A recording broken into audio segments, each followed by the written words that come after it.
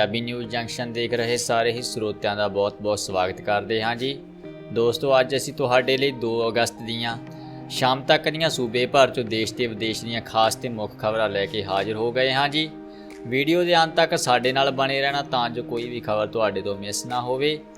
ਦੋਸਤੋ ਸਭ ਤੋਂ ਪਹਿਲਾਂ ਕੁਝ ਚੋਣਵੀਆਂ ਖਬਰਾਂ ਦੇਖਾਂਗੇ ਤੇ ਬਾਅਦ ਉਹਨਾਂ ਦੇ ਵਿਸਤਾਰ ਨਾਲ ਚਰਚਾ ਵੀ ਕਰਾਂਗੇ। ਤਾਂ ਸ਼ੁਰੂ ਕਰਦੇ ਹਾਂ ਜੀ। देश में करोना मरीजों की गिनती 17 लाख तो पार, 24 घंटे आई 54,736 केस। सुखबीर बादल ने मंगया मुख्यमंत्री कोलों अस्तीफा। हुण सरकारी स्कूलों के बच्चों भी मिड डे मील तो इलावा मिलेगा ब्रेकफास्ट। करोना वायरस का गढ़ बनता जा रहा एशिया, WHO की चेतावनी। रोजगार मंगण लई नहीं देने वाली नवीं सिक्ख्या नीति। ਭਾਰਤ ਵਿੱਚ मोबाइल फोन ਬਣਾਉਣਗੀਆਂ विदेशी कंपनियां, मिलेगा 12 ਲੱਖ ਤੋਂ ਵੱਧ ਲੋਕਾਂ ਨੂੰ ਰੋਜ਼ਗਾਰ। ਤਾਂ ਦੋਸਤੋ ਖਬਰਾਂ ਨੂੰ ਵਿਸਤਾਰ ਨਾਲ ਦੇਖਦੇ ਹਾਂ ਜੀ। ਸਭ ਤੋਂ ਪਹਿਲਾਂ ਖਬਰ ਆ ਰਹੀ ਹੈ ਜੀ ਕਰੋਨਾ ਵਾਇਰਸ ਨੂੰ ਲੈ ਕੇ। ਦੇਸ਼ ਵਿੱਚ ਕਰੋਨਾ ਮਰੀਜ਼ਾਂ ਦੀ ਕੁੱਲ ਗਿਣਤੀ 17 ਲੱਖ ਤੋਂ ਪਾਰ ਹੋ ਗਈ ਹੈ। ਦੇਸ਼ ਵਿੱਚ ਕਰੋਨਾ ਵਾਇਰਸ ਦੀ ਚਪੇਟ ਵਿੱਚ ਆਉਣ ਵਾਲਿਆਂ ਦੀ ਗਿਣਤੀ ਲਗਾਤਾਰ ਵਧਦੀ ਜਾ ਰਹੀ ਹੈ। कोरोना की रफ्तार का अंदाज़ा इस गल तो लगाया जा सकता है कि देश में रोज़ाना 50,000 तो ज़्यादा मरीज सामने आ रहे हैं। देश में पिछले 24 घंटे दौरान 54,736 करोना मरीजों की पुष्टि हुई है। सेहत मंत्री की रिपोर्ट मुताबिक भारत में करोना मरीजों की गिनती 17 लाख तो पार जा चुकी है।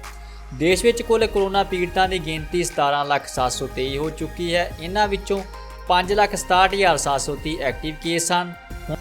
ਹੁਣ तक देश में 11,45,630 करोना मरीज इलाज तो ठीक हो के घरों ਨੂੰ वापस भी परते हैं। देश में रिकवरी रेट की गल करिए तो 65.44% हो गया है तो मौत दर 2.13% है। करोना की चपेट में आने कारण हुण तक 37,364 मरीजों की मौत भी हो चुकी है। Indian council of medical research मुताबिक 1 अगस्त तक देश भर में 1,98,21,831 सैंपलों की जाँच की गई। इन्हां विचों 4,63,172 सैंपल शनिवार को टेस्ट किए गए। आंकड़े दसदे हैं कि बीते 3 महीनों में 1,000 तो ज़्यादा करोना केसां वाले जिलों की गिनती 5 तो वध के 206 तक पहुँच गई है। दोस्तों अगली खबर देखते हाँ जी, जो कि जहरीली शराब नाल संबंधित है। जहरीली शराब मामले 7 आबकारी ते 6 पुलिस अफसर मुअत्तल। मुख्यमंत्री ने दिते जांच के हुक्म। पंजाब के मुख्यमंत्री कैप्टन अमरिंदर सिंह ने नकली शराब कारण वापरी दुखदायक घटना नूं अज 7 आबकारी ते कर अधिकारी ते इंस्पैक्टर ते पंजाब पुलिस के 2 DSP और 4 SHO मुअत्तल करके इन्हां खिलाफ जांच के हुक्म दिते हैं। इस घटना में 3 जिलों तरनताਰਨ, अमृतसर देहाती और गुरदासपुर में हुण तक 82 व्यक्तियों की जान भी जा चुकी है। मुख्यमंत्री ने मृतकों के परिवारों को 2-2 लाख रुपए एक्स ग्रेशिया मुआवजा देने का ऐलान किया। इन्हां विच बहुते तरनताਰਨ नाल संबंधित हैं जिथे 63 मौतां होईयां हैं, जबकि अमृतसर देहाती में 12 और गुरदासपुर बटाला में 11 मौतां होईयां हैं। दोस्तों तुहानूं रिक्वेस्ट करते हैं जी वीडियो नूं लाइक ते शेयर जरूर कर देना जी, ते नाल ही साडे चैनल नूं सबसक्राइब भी कर लवो ते घंटी दे बटन भी प्रेस कर दो तां जो नवे नोटिफिकेशन तुहाडे तक सब तो पहला पहुंचण। दोस्तों अगली खबर वाल वधदे हाँ जी। सुखबीर बादल ने मंगया मुख्यमंत्री कैप्टन कोलों अस्तीफा। श्रोमणी अकाली दल के प्रधान और साबका उप मुख्यमंत्री सुखबीर सिंह बादल ने जहरीली शराब नाल मारे गए लोगों के परिवारों को मिलने लई तरनताਰਨ पहुंचे। उन्होंने सरकार वालों एलानी न्यायिक जांच नूं खारज करदे शराब नाल होईयां मौतां के मामले मुख्यमंत्री कोलों अस्तीफे की मंग की। उन्होंने कहा कि यह जांच कांग्रेसी विधायकों ते आगुआं नूं बचाउण लई लाई गई है ते जे पीड़ित परिवारों को इंसाफ ना मिले तो श्रोमणी अकाली दल पंजाब ते हरियाणा हाई कोर्ट का दरवाजा भी खड़खड़ाएगी। उन्होंने पीड़ित परिवारों लई 25-25 लाख रुपए मुआवजे की भी मंग की। उन्होंने कहा कि पंजाब विच वापरी नकली शराब की त्रासदी लई कांग्रेस के मंत्रियों ते विधायकों समेत होर आगुआं नूं भी सूबे विच नजायज़ शराब का धंधा करन लई दित्ती गई खुल्ह का नतीजा है। अगे वधदे हाँ जी। जल स्रोत मंत्री वालों 100% काम पूरा होने तो बाद हड़ कंट्रोल प्रबंधों की मजबूती ते जोर। पंजाब के जल स्रोत मंत्री सुखविंदर सिंह सरकारिया अनुसार मॉनसून तो पहला राज दीआं सारियां प्रस्तावित ड्रेनां की सफाई का काम मुकम्मल कर लिया गया है। संभावी हड़ां संबंधी किसी अणसुखावी घटना नाल नजिठण लई भी सरकारी अमले नूं चुस्त कर दिता गया। जिला ते सूबा पद्धरी हड़ कंट्रोल रूमां की स्थापति का काम भी प्रगति अधीन है ते मॉनसून के ज़्यादा ਸਰਗਰਮ ਹੋਣ ਦੀ ਸੂਰਤ ਵਿੱਚ ਜਲ ਸਰੋਤ ਵਿਭਾਗ ਦੇ ਸੰਬੰਧਿਤ ਅਮਲੇ ਨੂੰ ਤਿਆਰ ਰਹਿਣ ਦੇ ਨਿਰਦੇਸ਼ ਜਾਰੀ ਕੀਤੇ ਜਾ ਚੁੱਕੇ ਹਨ। ਜਲ ਸਰੋਤ ਮੰਤਰੀ ਨੇ ਦੱਸਿਆ ਕਿ ਸੂਬੇ ਵਿੱਚ ਹੜ੍ਹਾਂ ਤੋਂ ਬਚਾਅ ਸੰਬੰਧੀ ਪ੍ਰਬੰਧਾਂ ਨੂੰ ਹੋਰ ਸੁਚਾਰੂ ਬਣਾਉਣ ਲਈ ਪੰਜਾਬ ਦੇ ਜਲ ਸਰੋਤ ਵਿਭਾਗ ਵੱਲੋਂ ਪ੍ਰਸਤਾਵਿਤ ਡਰੇਨਾਂ ਦੀ ਸਾਫ਼ ਸਫਾਈ ਦਾ 100% ਕੰਮ ਪੂਰਾ ਕਰ ਲਿਆ ਹੈ ਅਤੇ ਹੜ੍ਹਾਂ ਤੋਂ ਬਚਾਅ ਸੰਬੰਧੀ 48 ਹੋਰ ਪ੍ਰੋਜੈਕਟਾਂ ਨੂੰ ਵੀ ਪੂਰਾ ਕੀਤਾ ਜਾ ਚੁੱਕਾ ਹੈ। ਸਰਕਾਰੀਆ ਨੇ ਕਿਹਾ ਕਿ ਮੁੱਖ ਮੰਤਰੀ ਕੈਪਟਨ ਅਮਰਿੰਦਰ ਸਿੰਘ ਦੀ ਅਗਵਾਈ ਵਾਲੀ ਪੰਜਾਬ ਸਰਕਾਰ ਨੇ ਇਸ ਮੌਨਸੂਨ ਸੀਜ਼ਨ ਦੌਰਾਨ ਹੜ੍ਹਾਂ ਤੋਂ ਬਚਾਅ ਸੰਬੰਧੀ ਵਿਆਪਕ ਪ੍ਰਬੰਧਾਂ ਉੱਤੇ ਤਕਰੀਬਨ 50 ਕਰੋੜ ਰੁਪਏ ਖਰਚ ਕੀਤੇ ਹਨ। ਇਸ ਦੇ ਨਾਲ ਮੌਨਸੂਨ ਦੌਰਾਨ ਬਚਾਅ, ਰਾਹਤ ਅਤੇ ਮੁੜ ਵਸੇਵੇ ਦੇ ਕਾਰਜਾਂ ਲਈ ਡਿਪਟੀ ਕਮਿਸ਼ਨਰਾਂ ਨੂੰ 5 ਕਰੋੜ ਰੁਪਏ ਅਤੇ ਮੁੱਖ ਇੰਜੀਨੀਅਰ ਡਰੇਨਰਜ਼ ਨੂੰ 5 ਕਰੋੜ ਰੁਪਏ ਦੀ ਰਾਸ਼ੀ ਦੇਣ ਨੂੰ ਵੀ ਮਨਜ਼ੂਰੀ ਦਿੱਤੀ ਗਈ ਹੈ। ਦੇਸ਼ ਭਰ 'ਚ ਭਰਤੀ ਕਰੋਨਾ ਮਰੀਜ਼ਾਂ ਦਾ ਨੈਸ਼ਨਲ ਕਲੀਨਿਕਲ ਰਜਿਸਟਰ ਬਣਾਉਣ ਦੀ ਤਿਆਰੀ। ਦੇਸ਼ 'ਚ ਕਰੋਨਾ ਵਾਇਰਸ ਦੇ ਵਾਧੇ ਕਹਿਰ ਵਿਚਕਾਰ ਦਿਨ ਪ੍ਰਤੀ ਦਿਨ ਕਰੋਨਾ ਮਰੀਜ਼ਾਂ ਦੀ ਗਿਣਤੀ ਵਧ ਰਹੀ ਹੈ। ਇਸ ਨੂੰ ਵੇਖਦਿਆਂ ਸਰਕਾਰ ਹੁਣ ਪੁਖਤਾ ਤਿਆਰੀ ਕਰਨ ਜਾ ਰਹੀ ਹੈ। ਸਰਕਾਰ ਦੇਸ਼ ਭਰ 'ਚ ਭਰਤੀ ਕਰੋਨਾ ਮਰੀਜ਼ਾਂ ਦੀ ਗਿਣਤੀ ਦਾ ਲੇਖਾ ਜੋਖਾ ਰੱਖਣ ਜਾ ਰਹੀ ਹੈ। ਇਸ ਤਹਿਤ ਦੇਸ਼ ਭਰ 'ਚ ਭਰਤੀ ਕਰੋਨਾ ਮਰੀਜ਼ਾਂ ਲਈ ਇੱਕ ਨੈਸ਼ਨਲ ਕਲੀਨਿਕਲ ਰਜਿਸਟਰ ਬਣਾਉਣ ਦੀ ਤਿਆਰੀ ਚੱਲ ਰਹੀ ਹੈ। ICMR ਇਸ ਨੂੰ ਲੈ ਕੇ ਤਿਆਰੀਆਂ ਵਿੱਚ ਜੁਟਿਆ ਹੋਇਆ ਹੈ। ਅਧਿਕਾਰੀਆਂ ਮੁਤਾਬਕ ਦੇਸ਼ ਭਰ ਦੇ ਹਸਪਤਾਲਾਂ 'ਚ ਭਰਤੀ ਕਰੋਨਾ ਦੇ ਮਰੀਜ਼ਾਂ ਦਾ ਰੀਅਲ ਟਾਈਮ ਡਾਟਾ ਇਕੱਠਾ ਕਰਨ ਲਈ ਅਜਿਹਾ ਕੀਤਾ ਜਾ ਰਿਹਾ ਹੈ ਜੋ ਇਲਾਜ ਦੇ ਨਤੀਜਿਆਂ ਨੂੰ ਬਿਹਤਰ ਬਣਾਉਣ, ਮਹਾਮਾਰੀ ਦੀ ਪ੍ਰਗਤੀ 'ਚ ਰੁਝਾਨ ਦਾ ਵਿਸ਼ਲੇਸ਼ਣ ਕਰਨ ਤੇ ਇਸ ਖਿਲਾਫ ਪ੍ਰਤੀਕਿਰਿਆ ਕਰਨ 'ਚ ਮਦਦ ਕਰੇਗਾ। ਸਿਹਤ ਮੰਤਰਾਲੇ ਤੇ ਏਮਸ ਦੇ ਸਹਿਯੋਗ ਨਾਲ ICMR ਨੈਸ਼ਨਲ ਰਜਿਸਟਰੀ ਸਥਾਪਿਤ ਕਰਨ ਦੀ ਯੋਜਨਾ ਬਣਾ ਰਿਹਾ ਹੈ ਜੋ ਸੋਧਕਰਤਾ ਤੇ ਨੀਤੀ ਨਿਰਮਾਤਾਵਾਂ ਨੂੰ ਕਰੋਨਾ ਮਰੀਜ਼ਾਂ ਦੇ ਇਲਾਜ 'ਚ ਸੁਧਾਰ ਲਈ ਜਾਂਚ, ਇਲਾਜ ਦੀ ਪ੍ਰਭਾਵਸ਼ੀਲਤਾ, ਪ੍ਰਤੀਕੂਲ ਪ੍ਰਭਾਵ ਪੈਣ ਤੇ ਸਬੂਤ ਇਕੱਠੇ ਕਰਨ 'ਚ ਮਦਦ ਕਰੇਗਾ।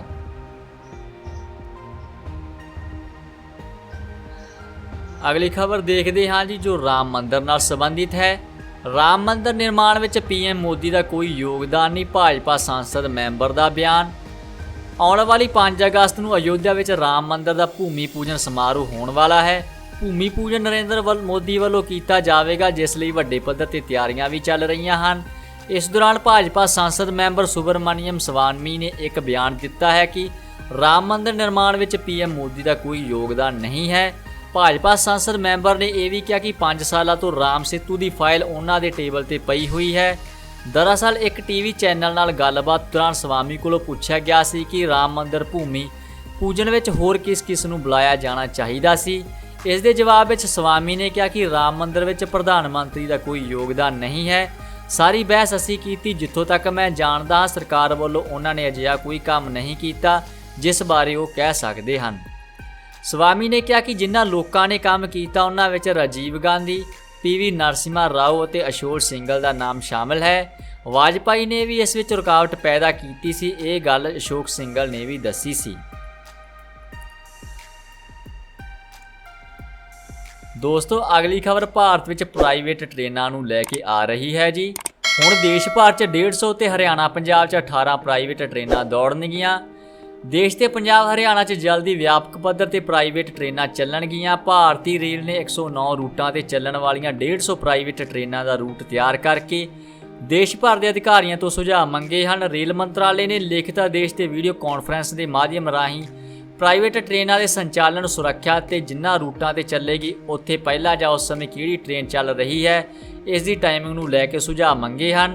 31 ਜੁਲਾਈ ਨੂੰ ਦੇਸ਼ ਭਰ ਦੇ ਅਧਿਕਾਰੀਆਂ ਨੂੰ ਜਾਰੀ ਕੀਤੇ ਦਿਸ਼ਾ ਨਿਰਦੇਸ਼ 109 ਰੂਟਾਂ ਤੇ ਚੱਲਣ ਵਾਲੀਆਂ ਹਨ 150 ਟ੍ਰੇਨਾਂ। ਇਹਨਾਂ ਖਾਸ ਟ੍ਰੇਨਾਂ ਦੇ ਪਟੜੀ ਤੇ ਉਤਰਨ ਤੋਂ ਬਾਅਦ ਮੌਜੂਦਾ ਸਮੇਂ 'ਚ ਚੱਲ ਰਹੀਆਂ ਟ੍ਰੇਨਾਂ ਦੇ ਟਾਈਮ ਟੇਬਲ 'ਚ ਬਦਲਾਅ ਹੋਣਗੇ। ਹਰਿਆਣਾ ਤੇ ਪੰਜਾਬ ਤੋਂ ਵੀ 18 ਰੂਟਾਂ ਤੇ ਇਹ ਟ੍ਰੇਨਾਂ ਚੱਲਣਗੀਆਂ। ਇਹਨਾਂ 'ਚ ਰੋਜ਼ਾਨਾ ਤੇ ਹਫ਼ਤਾਵਾਰੀ ਟ੍ਰੇਨਾਂ ਵੀ ਸ਼ਾਮਲ ਹਨ।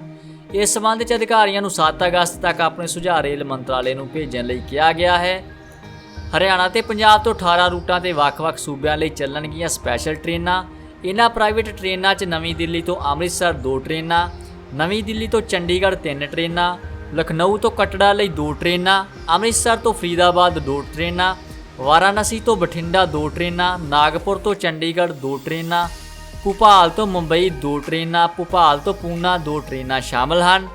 ਇਸ ਤੋਂ ਇਲਾਵਾ ਨਈ ਦਿੱਲੀ ਤੋਂ ਰਿਸ਼ੀਕੇਸ਼ ਲਈ 2 ਟ੍ਰੇਨਾਂ, ਇੰਦੌਰ ਤੋਂ ਦਿੱਲੀ ਲਈ 2 ਟ੍ਰੇਨਾਂ, ਨਵੀਂ ਦਿੱਲੀ ਤੋਂ ਵਾਰਾਣਸੀ ਲਈ 2 ਟ੍ਰੇਨਾਂ, ਆਨੰਦ ਵਿਹਾਰ ਤੋਂ ਦਰਭੰਗਾ 2 ਟ੍ਰੇਨਾਂ, ਆਨੰਦ ਵਿਹਾਰ ਤੋਂ ਬੜਗਾਮ ਤੱਕ 2 ਟ੍ਰੇਨਾਂ ਤੇ ਲਖਨਊ ਤੋਂ ਦਿੱਲੀ ਲਈ ਵੀ 2 ਟ੍ਰੇਨਾਂ ਸ਼ਾਮਲ ਹਨ। ਰੇਲਵੇ ਨੇ ਪ੍ਰਾਈਵੇਟ ਟ੍ਰੇਨਾਂ ਲਈ ਰੂਟ ਪ੍ਰਸਤਾਵਿਤ ਕਰ ਦਿੱਤੇ ਹਨ। ਟ੍ਰੇਨਾਂ ਨੂੰ ਚਲਾਉਣ ਲਈ ਪ੍ਰਾਈਵੇਟ ਕੰਪਨੀਆਂ ਨੂੰ ਵੀ ਬੁਲਾਇਆ ਜਾ ਚੁੱਕਾ ਹੈ। ਇਹਨਾਂ ਸਾਰੀਆਂ ਟ੍ਰੇਨਾਂ ਦੇ ਡਿੱਬੇ ਮੇਕ ਇਨ ਇੰਡੀਆ ਦੀਆਂ ਨੀਤੀਆਂ ਦੇ ਤਹਿਤ ਹੀ ਬਣਾਏ ਜਾਣਗੇ। ਇਹਨਾਂ ਟ੍ਰੇਨਾਂ ਨੂੰ ਚਲਾਉਣ ਦੀ ਜ਼ਿੰਮੇਵਾਰੀ ਰੇਲਵੇ ਦੇ ਚਾਲਕ ਦੀ ਹੋਵੇਗੀ। ਇਸ ਤੋਂ ਇਲਾਵਾ ਗਾਰਡ ਵੀ ਰੇਲਵੇ ਦਾ ਹੀ ਹੋਵੇਗਾ। ਟ੍ਰੇਨ ਸੰਚਾਲਨ ਦੀ ਵਿਵਸਥਾ, ਟਿਕਟ ਤੇ ਖਾਣ ਪੀਣ ਵੀ ਕੰਪਨੀਆਂ ਦੇ ਜ਼ਿੰਮੇ ਹੋਵੇਗਾ। ਰੇਲਵੇ ਨੇ ਜਿਨ੍ਹਾਂ ਰੂਟਾਂ ਤੇ ਯਾਤਰੀਆਂ ਦੀ ਗਿਣਤੀ ਵੱਧ ਹੈ ਤੇ ਵੇਟਿੰਗ ਟਿਕਟ ਵੀ ਮਿਲਦੀ ਹੈ, ਉੱਥੇ ਟ੍ਰੇਨਾਂ ਨੂੰ ਚਲਾਉਣ ਦਾ ਫੈਸਲਾ ਕੀਤਾ ਹੈ। ਦੋਸਤੋ, ਦਿੱਲੀ ਵਾਸੀਆਂ ਲਈ ਖੁਸ਼ਖਬਰੀ ਆ ਰਹੀ ਹੈ ਜੀ। ਦਿੱਲੀ 'ਚ ਰੱਖੜੀ ਤੇ ਚੱਲ ਰਹੀਆਂ DTC ਦੀਆਂ ਸਾਰੀਆਂ ਬੱਸਾਂ ਮਾਸਕ ਲਾਉਣਾ ਹੋਵੇਗਾ ਲਾਜ਼ਮੀ। DTC ਰੱਖੜੀ ਦੇ ਦਿਨ ਆਪਣੇ ਬੇੜੇ ਦੀ ਸਾਰੀ ਬੱਸਾਂ ਨੂੰ ਸੜਕਾਂ ਤੇ ਉਤਾਰੇਗਾ। DTC ਮੁਤਾਬਕ ਮਹਾਮਾਰੀ ਕੋਵਿਡ-19 ਦੇ ਮੱਦੇਨਜ਼ਰ ਦਿੱਲੀ ਸਰਕਾਰ ਵੱਲੋਂ ਦਿਸ਼ਾ ਨਿਰਦੇਸ਼ਾਂ ਮੁਤਾਬਕ ਬੱਸਾਂ ਨੂੰ ਉਹਨਾਂ ਸਥਾਨਾਂ ਤੇ ਚਲਾਇਆ ਜਾਵੇਗਾ ਜਿੱਥੇ ਬੱਸ ਸੈਨੀਟਾਈਜੇਸ਼ਨ ਦੀ ਸੁਵਿਧਾ ਉਪਲਬਧ ਹੈ। ਇਸ ਤੋਂ ਇਲਾਵਾ ਸਾਰੇ ਸੰਬੰਧਿਤ ਅਧਿਕਾਰੀਆਂ ਨੂੰ ਆਪਣੇ ਖੇਤਰ 'ਚ ਪੈਣ ਵਾਲੇ ਬੱਸ ਟਰਮੀਨਲਾਂ ਤੇ ਸਮੇਂ ਤੋਂ ਬੱਸ ਸੁਨਿਸ਼ਚਿਤ ਕਰਨ ਦੇ ਨਿਰਦੇਸ਼ ਵੀ DTC ਵੱਲੋਂ ਦਿੱਤੇ ਗਏ ਹਨ। ਬੱਸਾਂ 'ਚ ਸਫ਼ਰ ਕਰਨ ਲਈ ਮਾਸਕ ਲਗਾਉਣਾ ਲਾਜ਼ਮੀ ਹੋਵੇਗਾ। ਦੱਸ ਦਈਏ ਕਿ ਕਰੋਨਾ ਸੰਕਰਮਣ ਕਾਰਨ ਇਸ ਸਮੇਂ ਦਿੱਲੀ 'ਚ DTC ਦੀਆਂ ਸਾਰੀਆਂ ਬੱਸਾਂ ਨਹੀਂ ਚੱਲ ਪਾ ਰਹੀਆਂ। ਅਜਿਹੇ 'ਚ ਰੱਖੜੀ ਦੇ ਮੌਕੇ ਤੇ ਭੈਣਾਂ ਨੂੰ ਕੋਈ ਪਰੇਸ਼ਾਨੀ ਨਾ ਹੋਵੇ, ਇਸ ਲਈ ਦਿੱਲੀ ਟਰਾਂਸਪੋਰਟ ਨਿਗਮ ਨੇ ਇਹ ਵਿਸ਼ੇਸ਼ ਵਿਵਸਥਾ ਕੀਤੀ ਹੈ। ਇਸ ਤਹਿਤ ਸਰਕਾਰ ਵੱਲੋਂ ਜਾਰੀ ਦਿਸ਼ਾ ਨਿਰਦੇਸ਼ਾਂ ਦਾ ਪਾਲਣ ਕਰਦਿਆਂ ਰੱਖੜੀ ਦੇ ਦਿਨ ਯਾਨੀ ਸੋਮਵਾਰ ਨੂੰ ਸਾਰੀਆਂ ਬੱਸਾਂ ਚੱਲਣਗੀਆਂ। ਔਰਤਾਂ ਲਈ ਫ੍ਰੀ ਹੋਵੇਗਾ ਸਫ਼ਰ। ਦਿੱਲੀ ਸਰਕਾਰ ਦੀਆਂ ਸਾਰੀਆਂ ਬੱਸਾਂ 'ਚ ਔਰਤਾਂ ਲਈ ਬਿਲਕੁਲ ਫ੍ਰੀ ਯਾਤਰਾ ਦਿੱਤੀ ਜਾਵੇਗੀ। ਹੁਣ ਸਰਕਾਰੀ ਸਕੂਲਾਂ ਦੇ ਬੱਚਿਆਂ ਨੂੰ ਮਿਡ ਡੇ ਮੀਲ ਤੋਂ ਇਲਾਵਾ ਮਿਲੇਗਾ ਬ੍ਰੇਕਫਾਸਟ। ਹੁਣ ਸਰਕਾਰੀ ਸਕੂਲਾਂ 'ਚ ਬੱਚਿਆਂ ਨੂੰ ਮਿਡ ਡੇ ਮੀਲ ਤੋਂ ਇਲਾਵਾ ਬ੍ਰੇਕਫਾਸਟ ਵੀ ਮਿਲੇਗਾ। ਪਿਛਲੇ ਹਫ਼ਤੇ ਕੇਂਦਰੀ ਮੰਤਰੀ ਮੰਡਲ ਵੱਲੋਂ ਮਨਜ਼ੂਰਸ਼ੁਦਾ ਨਵੀਂ ਸਿੱਖਿਆ ਨੀਤੀ 'ਚ ਕਿਹਾ ਗਿਆ ਸੀ ਕਿ ਪੌਸ਼ਟਿਕ ਨਾਸ਼ਤੇ ਤੋਂ ਬਾਅਦ ਸਵੇਰ ਦਾ ਸਮਾਂ ਅਧਿਐਨ ਲਈ ਚੰਗਾ ਸਾਬਤ ਹੋ ਸਕਦਾ ਹੈ। ਇਸ ਦੇ ਲਈ ਨਾਸ਼ਤੇ ਨੂੰ ਸ਼ਾਮਲ ਕਰਕੇ ਮਿਡ ਡੇ ਮੀਲ ਯੋਜਨਾ ਦੇ ਵਿਸਤਾਰ ਦੀ ਸਿਫਾਰਿਸ਼ ਕੀਤੀ ਗਈ ਹੈ। ਨਵੀਂ ਸਿੱਖਿਆ ਨੀਤੀ ਅਨੁਸਾਰ ਕੁਪੋਸ਼ਿਤ ਜਾਂ ਬਿਮਾਰ ਬੱਚੇ ਬਿਹਤਰ ਢੰਗ ਨਾਲ ਪੜ੍ਹਾਈ ਕਰਨ 'ਚ ਅਸਮਰੱਥ ਹੁੰਦੇ ਹਨ। ਇਸ ਲਈ ਬੱਚਿਆਂ ਦੇ ਪੋਸ਼ਣ ਤੇ ਸਿਹਤ ਦੇ ਪੌਸ਼ਟਿਕ ਭੋਜਨ ਤੇ ਟ੍ਰੇਨਡ ਸਮਾਜਿਕ ਵਰਕਰਾਂ, ਸਲਾਹਕਾਰਾਂ ਤੇ ਸਕੂਲ ਸਿੱਖਿਆ ਪ੍ਰਣਾਲੀ 'ਚ ਭਾਈਚਾਰਕ ਹਿੱਸੇ ਜ਼ਰੀਏ ਧਿਆਨ ਦਿੱਤਾ ਜਾਵੇਗਾ। ਨਾਲ ਹੀ ਇਸ ਵਿੱਚ ਇਹ ਵੀ ਕਿਹਾ ਗਿਆ ਕਿ ਜਿੱਥੇ ਬੱਚਿਆਂ ਨੂੰ ਗਰਮ ਭੋਜਨ ਮੁਹੱਈਆ ਕਰਵਾਉਣਾ ਸੰਭਵ ਨਹੀਂ ਹੈ, ਉੱਥੇ ਹੀ ਮੂੰਗਫਲੀ, ਚਨਾ, ਗੁੜ ਤੇ ਸਥਾਨਕ ਫਲਾਂ ਜਿਵੇਂ ਸਧਾਰਨ ਪਰ ਪੌਸ਼ਟਿਕ ਭੋਜਨ ਮੁਹੱਈਆ ਕਰਵਾਏ ਜਾ ਸਕਦੇ ਹਨ। ਦੋਸਤੋ, ਮਿਡ ਡੇ ਮੀਲ ਸਕੀਮ ਬਾਰੇ ਕੁਝ ਦੇਖਦੇ ਹਾਂ ਜੀ। ਮਿਡ ਡੇ ਮੀਲ ਸਕੀਮ ਇੱਕ ਕੇਂਦਰ ਵੱਲੋਂ ਸਪਾਂਸਰ ਯੋਜਨਾ ਹੈ। ਇਸ ਯੋਜਨਾ 'ਚ ਸਮੁੱਚੀ ਸਿੱਖਿਆ ਤਹਿਤ ਸਰਕਾਰੀ ਸਕੂਲਾਂ, ਸਰਕਾਰ ਤੋਂ ਸਹਾਇਤਾ ਪ੍ਰਾਪਤ ਸਕੂਲਾਂ, ਮਦਰਸਿਆਂ ਸਮੇਤ ਵਿਸ਼ੇਸ਼ ਸੈਂਟਰਾਂ 'ਚ ਜਮਾਤ 1 ਤੋਂ 8ਵੀਂ ਤੱਕ ਪੜ੍ਹਨ ਵਾਲੇ ਸਾਰੇ ਬੱਚਿਆਂ ਨੂੰ ਦੁਪਹਿਰ ਦਾ ਭੋਜਨ ਮੁਹੱਈਆ ਕਰਵਾਇਆ ਜਾਂਦਾ ਹੈ। 11.59 ਕਰੋੜ ਪ੍ਰਾਇਮਰੀ ਸਕੂਲ ਦੇ ਵਿਦਿਆਰਥੀ ਇਸ ਯੋਜਨਾ ਦਾ ਲਾਭ ਲੈ ਰਹੇ ਹਨ। ਏਅਰ ਮਾਰਸ਼ਲ VR ਚੌਧਰੀ ਨੇ ਹਵਾਈ ਫੌਜ ਦੀ ਪੱਛਮੀ ਏਅਰ ਕਮਾਂਡ ਦੇ ਮੁਖੀ ਦਾ ਅਹੁਦਾ ਸੰਭਾਲਿਆ। ਏਅਰ ਮਾਰਸ਼ਲ ਵਿਵੇਕ ਰਾਮ ਚੌਧਰੀ ਨੇ ਸ਼ਨੀਚਰਵਾਰ ਨੂੰ ਭਾਰਤੀ ਹਵਾਈ ਫੌਜ ਦੇ ਪੱਛਮੀ ਏਅਰ ਕਮਾਂਡ ਦੇ ਕਮਾਂਡਰ ਇਨ ਚੀਫ ਦਾ ਅਹੁਦਾ ਸੰਭਾਲਿਆ ਹੈ। ਇਹ ਕਮਾਂਡ ਸੰਵੇਦਨਸ਼ੀਲ ਲਦਾਖ ਖੇਤਰ 'ਚ ਅਤੇ ਉੱਤਰੀ ਭਾਰਤ ਦੇ ਵੱਖ-ਵੱਖ ਹਿੱਸਿਆਂ ਵਿੱਚ ਦੇਸ਼ ਦੇ ਹਵਾਈ ਖੇਤਰ ਦੀ ਸੁਰੱਖਿਆ ਦੀ ਜ਼ਿੰਮੇਵਾਰੀ ਸੰਭਾਲਦੀ ਹੈ। ਇਸ ਤੋਂ ਇਲਾਵਾ ਏਅਰ ਮਾਰਸ਼ਲ B ਸੁਰੇਸ਼ ਇਸ ਜ਼ਿੰਮੇਵਾਰੀ ਨੂੰ ਸੰਭਾਲ ਰਹੇ ਸਨ। ਏਅਰ ਮਾਰਸ਼ਲ ਚੌਧਰੀ ਨੇ ਸੇਵਾ ਮੁਕਤੀ ਤੋਂ ਬਾਅਦ ਇਹ ਚਾਰਜ ਸੰਭਾਲਿਆ ਹੈ। ਨੈਸ਼ਨਲ ਡਿਫੈਂਸ ਅਕੈਡਮੀ ਦੇ ਸਾਬਕਾ ਵਿਦਿਆਰਥੀ ਏਅਰ ਮਾਰਸ਼ਲ ਚੌਧਰੀ ਨੂੰ 29 ਦਸੰਬਰ 1982 'ਚ ਇੱਕ ਫਾਈਟਰ ਪਾਇਲਟ ਵਜੋਂ ਹਵਾਈ ਫੌਜ ਵਿੱਚ ਸ਼ਾਮਲ ਕੀਤਾ ਗਿਆ ਸੀ। ਏਅਰ ਮਾਰਸ਼ਲ ਚੌਧਰੀ ਨੇ ਲਗਭਗ 38 ਸਾਲਾਂ ਦੇ ਸ਼ਾਨਦਾਰ ਕੈਰੀਅਰ ਵਿੱਚ ਕਈ ਕਿਸਮਾਂ ਦੇ ਲੜਾਕੂ ਅਤੇ ਸਿਖਲਾਈ ਜਹਾਜ਼ ਉਡਾਏ। ਉਹਨਾਂ ਕੋਲ 3800 ਘੰਟਿਆਂ ਤੋਂ ਵੱਧ ਸਮੇਂ ਦਾ ਉਡਾਨ ਭਰਨ ਦਾ ਤਜਰਬਾ ਵੀ ਹਾਸਿਲ ਹੈ। ਅਗਲੀ ਖਬਰ ਕੋਰੋਨਾ ਵਾਇਰਸ ਨੂੰ ਲੈ ਕੇ ਆ ਰਹੀ ਹੈ ਜੀ। ਕੋਰੋਨਾ ਵਾਇਰਸ ਦਾ ਗੜ੍ਹ ਬਣਦਾ ਜਾ ਰਿਹਾ ਹੈ ਏਸ਼ੀਆ। WHO ਦੀ ਚੇਤਾਵਨੀ। ਵਿਸ਼ਵ ਸਿਹਤ ਸੰਗਠਨ ਨੇ ਸ਼ਨੀਵਾਰ ਨੂੰ ਚੇਤਾਵਨੀ ਦਿੱਤੀ ਹੈ ਕਿ ਕੋਰੋਨਾ ਵਾਇਰਸ ਮਹਾਮਾਰੀ ਕਾਫੀ ਸਮੇਂ ਤੱਕ ਚੱਲਣ ਵਾਲੀ ਹੈ ਅਤੇ ਇਸ ਦੇ ਖਿਲਾਫ ਪ੍ਰਤੀਕਿਰਿਆ ਦੇਣ ਵਿੱਚ ਸੁਸਤੀ ਆ ਸਕਦੀ ਹੈ। 6 ਮਹੀਨੇ ਪਹਿਲਾਂ ਵਿਸ਼ਵ ਸਿਹਤ ਸੰਗਠਨ ਨੇ ਕੋਰੋਨਾ ਵਾਇਰਸ ਨੂੰ ਗਲੋਬਲ ਐਮਰਜੈਂਸੀ ਐਲਾਨਿਆ ਸੀ। ਹੁਣ ਤੱਕ ਇਸ ਮਹਾਮਾਰੀ ਨੇ ਦੁਨੀਆ ਭਰ ਵਿੱਚ 6,80,000 ਲੋਕਾਂ ਦੀ ਜਾਨ ਵੀ ਲੈ ਲਈ ਹੈ। ਦੁਨੀਆ ਭਰ ਵਿੱਚ 1,75,00,000 ਲੋਕ ਇਸ ਦੀ ਚਪੇਟ ਵਿੱਚ ਆ ਚੁੱਕੇ ਹਨ। ਉੱਥੇ ਹੀ ਕਈ ਦੇਸ਼ ਆਰਥਿਕ ਸੰਕਟ ਦਾ ਸਾਹਮਣਾ ਵੀ ਕਰ ਰਹੇ ਹਨ, ਪਰ ਵਾਇਰਸ ਕਾਰਨ ਉਹ ਲੋਕਡਾਊਨ ਲਗਾਉਣ ਲਈ ਮਜਬੂਰ ਹਨ। ਵਿਸ਼ਵ ਸਿਹਤ ਸੰਗਠਨ ਦੀ ਐਮਰਜੈਂਸੀ ਕਮੇਟੀ ਨੇ ਇਸ ਗੱਲ 'ਤੇ ਜ਼ੋਰ ਦਿੱਤਾ ਕਿ ਇਸ ਮਹਾਮਾਰੀ ਦੇ ਜ਼ਿਆਦਾ ਸਮੇਂ ਤੱਕ ਰਹਿਣ ਦੀ ਸੰਭਾਵਨਾ ਹੈ ਅਤੇ ਅਜਿਹੇ ਵਿੱਚ ਰਾਸ਼ਟਰੀ, ਖੇਤਰੀ ਅਤੇ ਗਲੋਬਲ ਪੱਧਰ 'ਤੇ ਯਤਨਾਂ ਦੀ ਲੋੜ ਹੋਵੇਗੀ।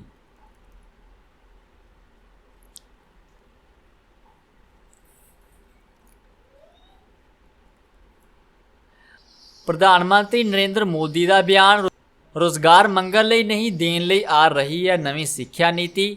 ਪ੍ਰਧਾਨ ਮੰਤਰੀ ਨਰਿੰਦਰ ਮੋਦੀ ਨੇ ਕਿਹਾ ਕਿ ਸਰਕਾਰ ਵੱਲੋਂ ਐਲਾਨੀ ਨਵੀਂ ਸਿੱਖਿਆ ਨੀਤੀ ਦਾ ਜ਼ੋਰ ਰੁਜ਼ਗਾਰ ਮੰਗਣ ਵਾਲਿਆਂ ਦੀ ਥਾਂ ਰੁਜ਼ਗਾਰ ਦੇਣ ਵਾਲਿਆਂ ਨੂੰ ਤਿਆਰ ਕਰਨਾ ਹੈ। ਇਸ ਰਾਹੀਂ ਸਿੱਖਿਆ ਵਿਵਸਥਾ 'ਚ ਜ਼ਰੂਰੀ ਬਦਲਾਅ ਲਿਆਉਣ ਦੀ ਕੋਸ਼ਿਸ਼ ਕੀਤੀ ਗਈ ਹੈ। ਇਸ ਨਾਲ ਆਉਣ ਵਾਲੇ ਸਮੇਂ 'ਚ ਨਵੀਨਤਾ ਨੂੰ ਹੋਰ ਹੁਲਾਰਾ ਮਿਲੇਗਾ। ਪ੍ਰਧਾਨ ਮੰਤਰੀ ਸ਼ਨੀਚਰਵਾਰ ਨੂੰ ਸਮਾਰਟ ਇੰਡੀਆ ਹੈਕਾਥਨ 2020 ਦੇ ਗ੍ਰੈਂਡ ਫਿਨਾਲੇ 'ਚ ਆਨਲਾਈਨ ਸੰਬੋਧਨ ਕਰ ਰਹੇ ਸਨ। ਉਹਨਾਂ ਕਿਹਾ ਕਿ ਨਵੀਂ ਸਿੱਖਿਆ ਨੀਤੀ ਇਹ ਯਕੀਨੀ ਬਣਾਏਗੀ ਕਿ ਵਿਦਿਆਰਥੀ ਜੋ ਸਿੱਖਣਾ ਚਾਹੁੰਦੇ ਹਨ ਪੂਰੇ ਧਿਆਨ ਉਸ 'ਤੇ ਹੋਵੇ। ਉਹਨਾਂ ਨੇ ਉਮੀਦ ਪ੍ਰਗਟਾਈ ਕਿ ਨੌਜਵਾਨ ਦੇਸ਼ ਨੂੰ ਅੱਗੇ ਵਧਾਉਣ ਲਈ ਨਵੀਂ ਇਨੋਵੇਸ਼ਨ ਕਰਨਗੇ। ਉਹਨਾਂ ਨੇ ਵਿਦਿਆਰਥੀਆਂ ਨੂੰ ਕਿਹਾ ਕਿ ਗਰੀਬਾਂ ਨੂੰ ਬਿਹਤਰ ਜੀਵਨ ਦੇਣ ਲਈ ਸੌਖਿਆ ਜਿਉਣ ਦਾ ਟੀਚਾ ਹਾਸਲ ਕਰਨ 'ਚ ਨੌਜਵਾਨ ਵਰਗ ਦੀ ਭੂਮਿਕਾ ਬਹੁਤ ਮਹੱਤਵਪੂਰਨ ਹੈ। ਇਸ ਤੋਂ ਇਲਾਵਾ ਪ੍ਰਧਾਨ ਮੰਤਰੀ ਨੇ ਕਿਹਾ ਕਿ ਨਵੀਂ ਸਿੱਖਿਆ ਨੀਤੀ 21ਵੀਂ ਸਦੀ ਦੇ ਨੌਜਵਾਨਾਂ ਦੀ ਸੋਚ, ਉਹਨਾਂ ਦੀਆਂ ਜ਼ਰੂਰਤਾਂ ਨੂੰ ਦੇਖਦਿਆਂ ਬਣਾਈ ਗਈ ਹੈ। ਦੇਸ਼ ਦੇ ਵਿਦਿਆਰਥੀਆਂ ਲਈ ਸਿੱਖਿਆ ਵਿਵਸਥਾ ਨੂੰ ਸਭ ਤੋਂ ਜ਼ਿਆਦਾ ਮੋਹਰੀ ਤੇ ਆਧੁਨਿਕ ਬਣਾਉਣ ਦੀ ਕੋਸ਼ਿਸ਼ ਕੀਤੀ ਗਈ ਹੈ। ਭਾਰਤ ਵਾਸੀਆਂ ਲਈ ਬਹੁਤ ਹੀ ਖੁਸ਼ੀ ਦੀ ਖਬਰ ਹੈ ਜੀ। ਭਾਰਤ ਵਿੱਚ ਮੋਬਾਈਲ ਫੋਨ ਬਣਾਉਣਗੀਆਂ ਵਿਦੇਸ਼ੀ ਕੰਪਨੀਆਂ। 12 ਲੱਖ ਤੋਂ ਵੱਧ ਲੋਕਾਂ ਨੂੰ ਮਿਲੇਗਾ ਰੋਜ਼ਗਾਰ। IT ਮੰਤਰੀ ਰਵੀ ਸ਼ੰਕਰ ਪ੍ਰਸਾਦ ਨੇ ਸ਼ਨੀਵਾਰ ਨੂੰ ਐਲਾਨ ਕੀਤਾ ਕਿ ਪੈਟਾਟਰੋਨ, ਸੈਮਸੰਗ, ਲਾਵਾ ਅਤੇ ਡਿਸਕਸਨ ਆਦਿ ਇਲੈਕਟ੍ਰੋਨਿਕ ਨਿਰਮਾਤਾ ਕੰਪਨੀਆਂ ਨੇ ਭਾਰਤ ਵਿੱਚ ਮੋਬਾਈਲ ਡਿਵਾਈਸਸ ਅਤੇ ਉਹਨਾਂ ਦੇ ਪੁਰਜੇ ਬਣਾਉਣ ਦਾ ਪ੍ਰਸਤਾਵ ਦਿੱਤਾ ਹੈ। ਕੇਂਦਰ ਸਰਕਾਰ ਦੀ ਪ੍ਰੋਡਕਸ਼ਨ ਲਿੰਕਡ ਇਨਸੈਂਟਿਵ ਸਕੀਮ ਦੇ ਤਹਿਤ ਇਹ ਕੰਪਨੀਆਂ ਅਗਲੇ 5 ਸਾਲ ਵਿੱਚ 11.5 ਲੱਖ ਕਰੋੜ ਦਾ ਉਤਪਾਦਨ ਕਰਨਗੀਆਂ। ਇਸ ਨਾਲ ਦੇਸ਼ ਵਿੱਚ ਇਲੈਕਟ੍ਰੋਨਿਕਸ ਮੈਨੂਫੈਕਚਰਿੰਗ 'ਚ ਉਤਸ਼ਾਹ ਮਿਲੇਗਾ। PLI ਸਕੀਮ ਦੇ ਤਹਿਤ ਕੁੱਲ 22 ਕੰਪਨੀਆਂ ਨੇ ਅਰਜ਼ੀ ਦਿੱਤੀ ਹੈ, ਜਿਸ ਵਿੱਚ ਸੈਮਸੰਗ, ਫੌਕਸਕਨ, ਰਾਈਜ਼ਿੰਗ ਸਟਾਰ, ਵਿਸਟਰੋਨ ਅਤੇ ਪੈਟਾਟਰੋਨ ਆਦਿ ਦਿਗਜ ਬ੍ਰਾਂਡ ਸ਼ਾਮਲ ਹਨ। ਰਵੀ ਸ਼ੰਕਰ ਪ੍ਰਸਾਦ ਨੇ ਕਿਹਾ ਕਿ ਅੰਤਰਰਾਸ਼ਟਰੀ ਮੋਬਾਈਲ ਫੋਨ ਨਿਰਮਾਤਾ ਕੰਪਨੀਆਂ ਨੇ 15,000 ਅਤੇ ਇਸ ਤੋਂ ਜ਼ਿਆਦਾ ਦੇ ਸੈਗਮੈਂਟ ਵਿੱਚ ਉਤਪਾਦਨ ਲਈ ਅਰਜ਼ੀ ਦਿੱਤੀ ਹੈ। ਇਹਨਾਂ ਵਿੱਚ 3 ਕੰਪਨੀਆਂ ਐਪਲ ਦੀ ਆਈਫੋਨ ਦੀਆਂ ਕੰਟਰੈਕਟ ਮੈਨੂਫੈਕਚਰਰਜ਼ ਹਨ। ਇਹਨਾਂ ਦਾ ਨਾਮ ਫੌਕਸਕਨ, ਵਿਸਟਰੋਨ ਅਤੇ ਪੈਗਾਟਰੋਨ ਹੈ। 37% ਦੇ ਨਾਲ ਐਪਲ ਅਤੇ 22% ਦੇ ਨਾਲ ਸੈਮਸੰਗ ਨੂੰ ਮਿਲਾ ਦਿੱਤਾ ਜਾਵੇ ਤਾਂ ਇਹ ਦੋਵੇਂ ਕੰਪਨੀਆਂ ਗਲੋਬਲ ਮੋਬਾਈਲ ਫੋਕਸ ਦੀ ਵਿਕਰੀ ਮਾਲੀਆ ਦਾ 60% ਪ੍ਰਾਪਤ ਕਰਦੀਆਂ ਹਨ। ਹੁਣ ਕੇਂਦਰ ਸਰਕਾਰ PLI ਸਕੀਮ ਤੋਂ ਬਾਅਦ ਉਮੀਦ ਕਰਦੀ ਹੈ ਕਿ ਇਹਨਾਂ ਕੰਪਨੀਆਂ ਦਾ ਨਿਰਮਾਣ ਆਧਾਰ ਕਈ ਗੁਣਾ ਵੱਧ ਜਾਵੇਗਾ। ਇਸ ਦੌਰਾਨ ਰਵੀ ਸ਼ੰਕਰ ਪ੍ਰਸਾਦ ਕੋਲੋਂ ਚੀਨੀ ਕੰਪਨੀਆਂ ਦੀ ਹਿੱਸੇਦਾਰੀ ਬਾਰੇ ਪੁੱਛਿਆ ਗਿਆ ਤਾਂ ਉਹਨਾਂ ਕਿਹਾ ਕਿ ਉਹ ਕਿਸੇ ਦੇਸ਼ ਦਾ ਨਾਮ ਨਹੀਂ ਲੈਣਾ ਚਾਹੁੰਦੇ। IT ਮੰਤਰੀ ਨੇ ਦੱਸਿਆ ਕਿ ਇਹਨਾਂ ਕੰਪਨੀਆਂ ਵੱਲੋਂ ਦਿੱਤੀ ਗਈ ਪੇਸ਼ਕਸ਼ ਨਾਲ ਦੇਸ਼ ਵਿੱਚ 12 ਲੱਖ ਨਵੇਂ ਰੁਜ਼ਗਾਰ ਦੇ ਮੌਕੇ ਪੈਦਾ ਹੋਣਗੇ। ਇਸ ਵਿੱਚ 3 ਲੱਖ ਡਾਇਰੈਕਟ ਨੌਕਰੀਆਂ ਹੋਣਗੀਆਂ ਅਤੇ ਕਰੀਬ 9 ਲੱਖ ਇਨਡਾਇਰੈਕਟ ਨੌਕਰੀਆਂ ਹੋਣਗੀਆਂ। ਦੋਸਤੋ, ਸਾਡੇ ਨਾਲ ਬਣੇ ਰਹਿਣ ਤੇ ਅਸੀਂ ਤੁਹਾਡਾ ਬਹੁਤ-ਬਹੁਤ ਧੰਨਵਾਦ ਕਰਦੇ ਹਾਂ ਜੀ। ਦੇਸ਼ ਤੇ ਵਿਦੇਸ਼ ਦੀਆਂ ਹੋਰ ਖਬਰਾਂ ਦੀ ਜਾਣਕਾਰੀ ਲਈ ਸਾਡੇ ਚੈਨਲ ਨੂੰ ਸਬਸਕ੍ਰਾਈਬ ਕਰ ਲਵੋ ਤੇ ਨਾਲ ਹੀ ਘੰਟੀ ਦੇ ਬਟਨ ਨੂੰ ਵੀ ਪ੍ਰੈਸ ਕਰ ਲਵੋ ਤਾਂ ਜੋ ਨਵੇਂ ਅਪਡੇਟ ਤੁਹਾਡੇ ਤੱਕ ਸਭ ਤੋਂ ਪਹਿਲਾਂ ਪਹੁੰਚਣ। ਤੁਹਾਡਾ ਬਹੁਤ-ਬਹੁਤ ਧੰਨਵਾਦ।